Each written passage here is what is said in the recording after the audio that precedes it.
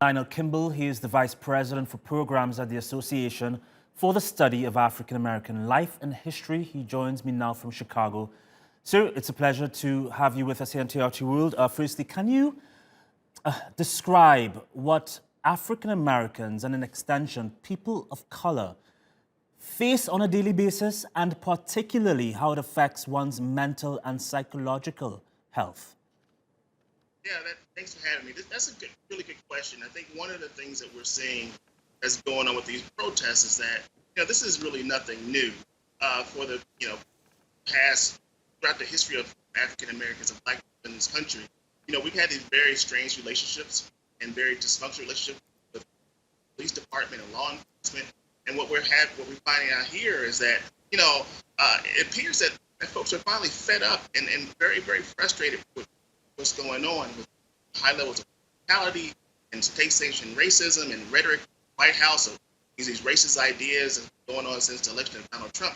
I think that overall, I think people in this country are really tired and so very frustrated with what's going on, and it's boiling over now. We've reached a tipping point with the events that took place in Minnesota.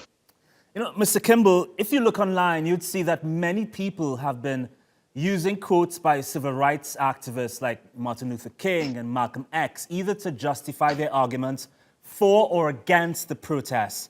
And the protests going on today don't seem to be led by anyone. Are today's civil rights leaders involved at all? Well, I think it's a difficult question to answer, because I think as we move further away from what we think traditional boundaries of the civil rights movement, I think that we have these splintering ideas about where the movement should be going. But I think what's also important to understand is that we see a couple of different movements going on here. So on the one hand, we have this core of protesters who are really marching and protesting, and we really see them at the center of these peaceful protests against police brutality. At the other side, we see other segments of the movement of these groups who are really trying to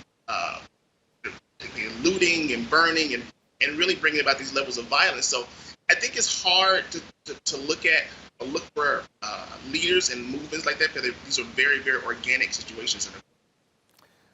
So there are a few arguments out there as it pertains to the violent protests we've seen. There is one element of it where people who obviously destroy property to gain access into department stores, banks to steal. That's one argument that everyone can agree is not part of peaceful protest, and we all denounce it.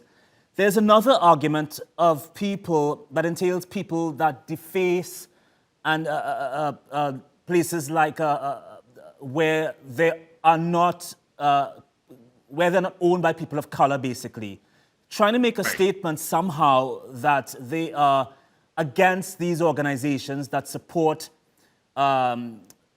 structural racism, I guess.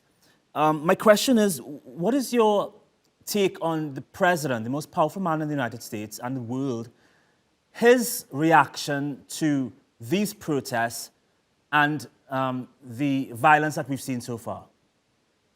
I think what President Trump was doing, and really the statements he's making, he's hearkening back to these eras in recent American political history. We have politicians who are largely what they call law and order candidates.